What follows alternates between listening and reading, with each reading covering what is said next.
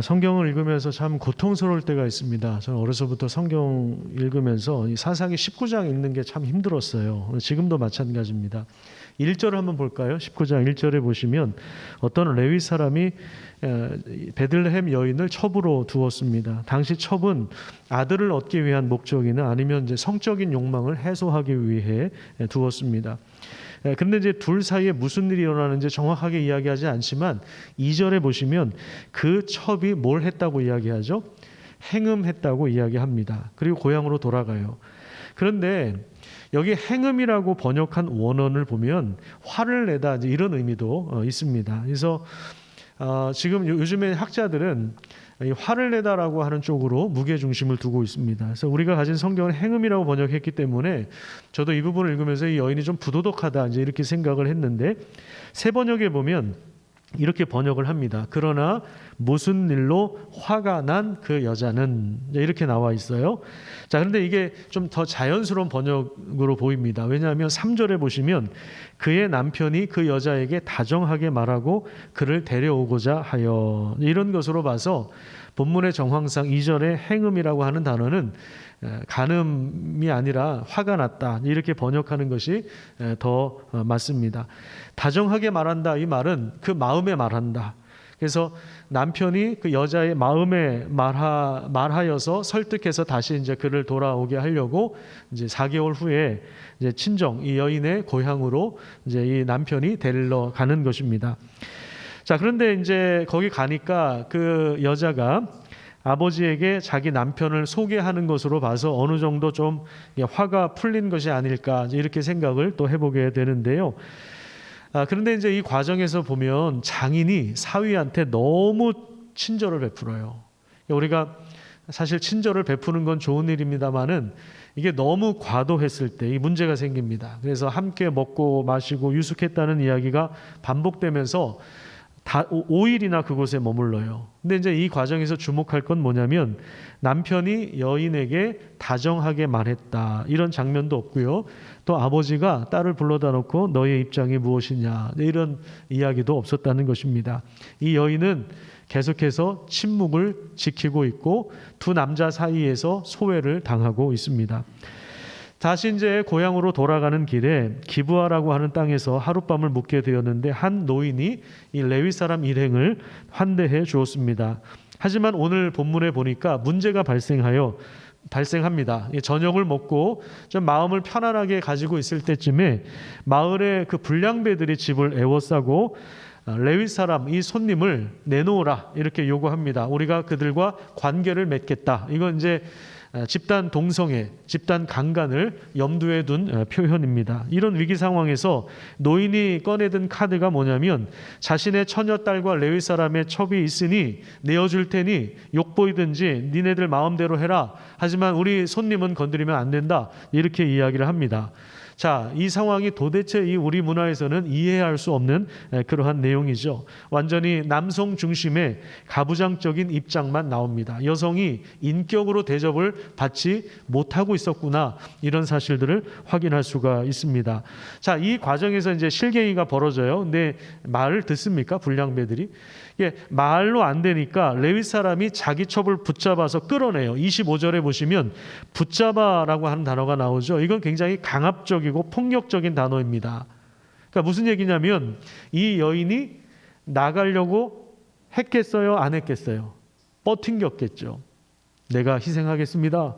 잘들 계시오 하고 이 여인이 나갔겠습니까? 어떻게 해서든 안 나가려고 몸부림을 쳤을 텐데, 그런데 레위 사람은 더 꽉 붙잡아서 강제로 지금 끌어내고 있는 상황입니다. 가장 연약한 여성들인 아내와 딸을 우선적으로 보호해야 할 책임이 있는 자들이 위기의 순간에 오히려 그들을 희생양으로 삼습니다. 하나님 말씀이 율법이 감추어져 있는 사회의 어둡고 비참한 현실을 보여주고 있는 것입니다. 더 충격적인 장면이 연이어서 나옵니다. 이 여인은 밤새도록 성폭행을 당합니다. 그리고 새벽이 지나 동이틀 무렵에 노인의 집 문 앞에 엎드려져 있었습니다. 이 여인이 얼마나 그 집으로 들어가고 싶어 했는지 27절에 보시면 그의 두 손이 문지방에 있었다고 이야기합니다. 만약 영화로 이 내용을 만든다면 어쩌면 이 장면이 가장 슬픈 장면이 아닐까 이런 생각을 해보게 됩니다. 27절과 28절에 보면 레위 사람은 마치 지난밤에 아무런 일이 없었던 것처럼 문 앞에서 쓰러진 자신의 아내를 보고 일어나라 이렇게 무심하게 명령합니다. 아무 대답이 없자 마치 물건을 싣듯이 나귀에 태워서 집으로 돌아갑니다. 그리고 이 여인을 칼로 토막을 내어서 이스라엘 사방에 보냅니다. 이런 충격적인 상황 때문에 이스라엘 사람들이 화가 단단히 났어요. 그래서 막 그 모든 베냐민 지파 사람들을 제외한 모든 지파 사람들이 모여요. 무려 40만 명이 모였습니다. 최고 기록이에요. 사사기에서 40만 명이 전쟁을 위해서 모였습니다. 그래서 막 사람들이 모여서 레위 사람한테 도대체 이게 어떻게 된 거냐, 그 경위를 좀 자세하게 좀 보고를 해봐라 이렇게 이야기하니까 사사기 20장을 한번 보세요. 20장 4절과 5절에 보면 자 이렇게 설명을 합니다. 레위 사람 이 대답하여 이르되 내가 첩과 더불어 베냐민에 속한 그러니까 베냐민 지파에 속한 기브아 땅에 유숙하러 갔는데 자 5절에 보니까 기브아 사람들이 나를 치러 일어나서 밤에 내가 묵고 있던 집을 에워싸고 나를 죽이려 하고 내 첩을 욕보여 그를 죽게 한지라. 자 여기 보면요 자기가 잘못한 거는 얘기합니까 안 합니까? 다 숨겨요. 자기가 잘못한 건 얘기하지 않아요. 자기가 불리한 것은 이야기하지 않고 이 일이 마치 기브아 사람들 전체의 문제인 것처럼 포장을 합니다. 그냥 불량배들의 문제였는데 또한 사실 그 자체를 말하기보다는 팩트를 그냥 사실을 객관적으로 이야기보다는 나를 죽일 것 같았다라고 하는 식으로 이건 자신의 주관적인 느낌, 감정을 전달하면서 성폭력이 아닌 살인죄로 완전히 이 베냐민 지파 모든 사람들을 다 덮어씌우고 있는 것입니다. 엄밀히 말하면 강압적으로 이 여자를 내어준 사람이 누구예요? 레위 사람 아닙니까? 말하고 있는 바로 자기 자신 아닙니까? 또 19장 28절에 보면요 거기 시체라고 하는 단어가 나오죠. 여인이 문지방에 엎드러져 있을 때 시체를 거두었다. 그래서 우리는 이 여인이 죽었구나, 문 앞에서 죽었구나 이렇게 생각을 할 수 있지만 사실 원어에는 시체라고 하는 단어 자체가 없다고 합니다. 그러니까 무슨 얘기예요? 그러면 혹시라도 의식이 있었을 가능성이 있었다는 거죠. 하지만 밤새도록 방치되었고 그리고 이 남편이 치료할 생각도 안 하고 지금 이 자기 아내잖아요. 밤새도록 무슨 일이 있었는지 알면서도 이 여인의 상태를 물어보지도 않고 좀 어떠냐 물어보지도 않고 상태를 자세히 살피지도 안 하고 그냥 물건처럼 대답 안 하니까 물건처럼 집착처럼 데리고 간 것이고 결국에 자기가 토막을 친 것 아닙니까? 그런데도 자기의 문제에 대해서는 전혀 얘기 안 해요. 자신의 책임이 아니라 기브아 사람들 전체의 책임으로 돌립니다. 결국 이것이 이스라엘의 전쟁으로 확대돼요. 이스라엘은 가나안 사람들하고 전쟁을 해야 되는데 가나안 사람들하고 싸워야 되는데 자기 동족끼리 전쟁이 벌어지는 이런 이상한 상황이 벌어지는 것입니다. 약자를 짓밟고 진실이 가려지고 자기 자신을 포장하고 이스라엘 동족을 죽이기 위해서 선동하고 폭력이 살인을 낳고 아무런 승자도 패자도 없는 싸움과 전쟁을 하도록 부추기는 내용이 사사기 마지막을 장식하고 있는 것입니다. 집에 가셔서 19장을 다시 한번 읽어보세요. 여인이 한마디도 이야기하지 않아요. 여인의 말은 한마디도 나오지 않습니다. 그는 그저 침묵으로 무거운 메시지를 전달하고 있습니다. 그 누구도 이 여인의 입장을 알아주지도 않고 보호해주지도 않고 대변해주지도 않습니다. 철저한 무관심 속에서 이 여인은 방치되었고 버려졌고 결국에 죽었습니다. 이것이 가장 큰 비극입니다. 트리블이라고 하는 사람이 이런 이야기를 해요. 성경의 모든 인물 가운데 이 여인이 가장 작은 자입니다. 자신을 욕보이는 이야기의 맨 처음과 끝에 나오는 이 여인은 남자들의 세상 가운데 혼자 있습니다. 이야기의 다른 인물들은 그녀의 인간됨을 인식하지 못합니다. 그녀는 재산이었고 물건이었을 뿐입니다. 이름도 말도 힘도 없습니다. 도와줄 친구, 죽음을 슬퍼해 줄 친구도 없습니다. 자기들끼리 그녀를 주고받고 이스라엘의 남자들은 그녀를 철저히 말살합니다. 사로잡히고 배반당하고 능욕당하고 고문당하고 살해당하고 몸이 찢기고 또 그 몸이 흩어집니다. 사사기 19장을 요약한 말입니다.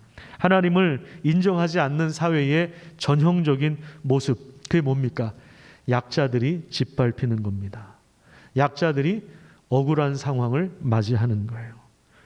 여러분, 재난의 때가 오면 누가 직격탄을 맞습니까? 아까 본부장님도 설명해 주셨지만 그 캄보디아도 그렇고 제 친구가 인도네시아 가 있는 친구도 얘기를 들어보면 그냥 하루 벌어서 하루 먹고 사는 사람들이에요.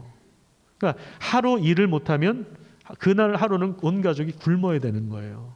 보니까 캄보디아도 그렇고 키르도 그렇고 일용직 노동자들이 많은데 지금 2년 가까이 일자리가 없는 심각한 위기 상황에 있는 것입니다. 그러니까 우리가 이 아이들, 저는 교육비라고 생각했는데 이게 교육비만 되는 것이 아니라 지금은 이 아이들의 이 가정의 양식까지 되고 있는, 참 이런 거 볼 때 이 3만 원이라고 하는 돈이 우리한테는 두세 사람 식사값이에요. 한 끼 그냥. 그런데 이 3만 원이라는 돈이 여기에서는 지금 어떻게 돼요? 한 달 동안 온 가족이 생명을 이어갈 수 있는 돈이 되고 있는 것입니다. 우리는 아파트 값에 정신 팔려 있을 때 한 가장이 일을 못 해가지고 온 가족이 굶어 죽을 위기에 처해 있는 그런 나라들이 수두룩하고 있다는 사실들을 우리가 절대로 잊으면 안 됩니다. 여러분, 사회적인 약자들이 안전하지 않은 사회는요, 그 누구도 안전하지 못한 사회가 됩니다. 철저한 무관심 속에 연약한 자들이 방치되는 사회는 모두의 안전을 위협하게 됩니다. 나만 안전하고 내 가족만 안전하고 나만 잘 살고 우리 자녀들만 잘 먹고 잘 살고 공부 열심히 하고 우리가 우리 자녀들만 잘 키우면 그럼 우리 자녀들은 행복한 세상에서 살아갈 수 있을까요? 우리 교회 선생님이 계신데 그 집사님하고 최근에 이제 이야기를 나누다가 그런 이야기를 하시더라고요. 우리 애만 잘 가르친다고, 우리 애만 교육을 잘 시킨다고 우리 아이가 행복하게 살아가느냐? 아니라는 거죠. 옆에 아이도 중요하고 우리 아이들이 살아갈 이 세상이 다 진흙탕인데 진흙탕이라면 거기 길을 만들어야 되고 꽃을 심어야 되고 공동체를 형성해야 되는데 우리 아이만 거기에 대해서 문제 제기를 하시는데 저는 상당히 공감했습니다. 사회적인 약자들이 안전을 보장받지 못하면요, 그 누구도 안전할 수 없는 세상이 되는 것입니다. 그래서 우리가 사실은 우리 아이들을 위하여 씨를 뿌리는 거예요. 북한의 아이들이 다 굶어 죽고 있는데 평균 키가 140, 150이라고 합니다. 정신적인 문제가 있는데 이 아이들 제대로 어려서부터 2살, 3살 때 제대로 못 먹으면 평생을 어떤 어려움을 안고 살아갈 수밖에 없어요. 이 발달이 제대로 이루어지지 않아요.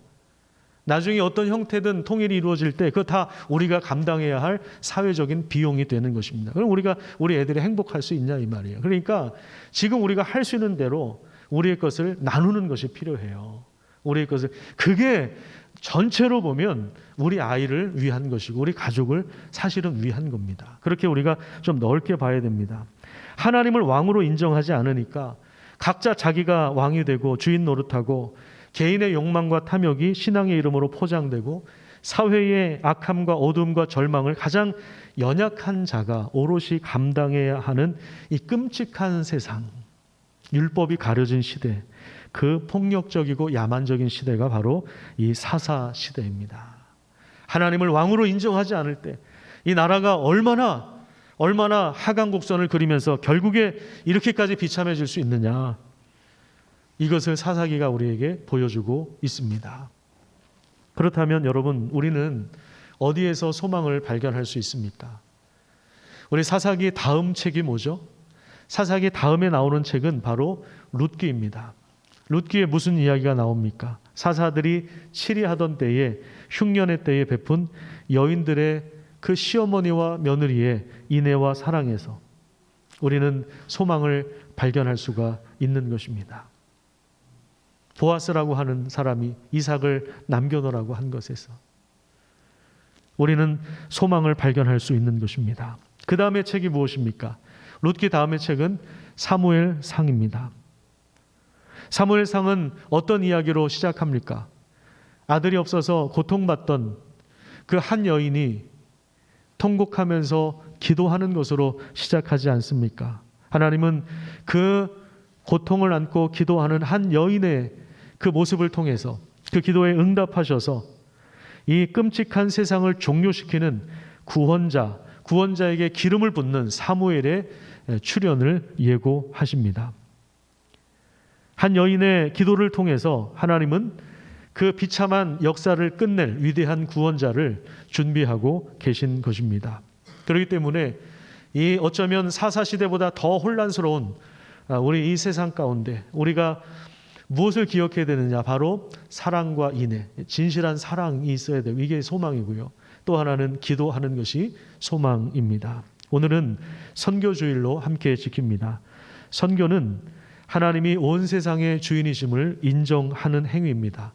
무관심을 일깨우고 방치된 곳을 돌아보고 낮은 곳으로 흘러가는 하나님의 은혜와 사랑을 기억하면서 하나님의 다스림이 땅끝까지 확장되도록 기도하고 섬기는 교회가 되기를 축복합니다. 기도하겠습니다.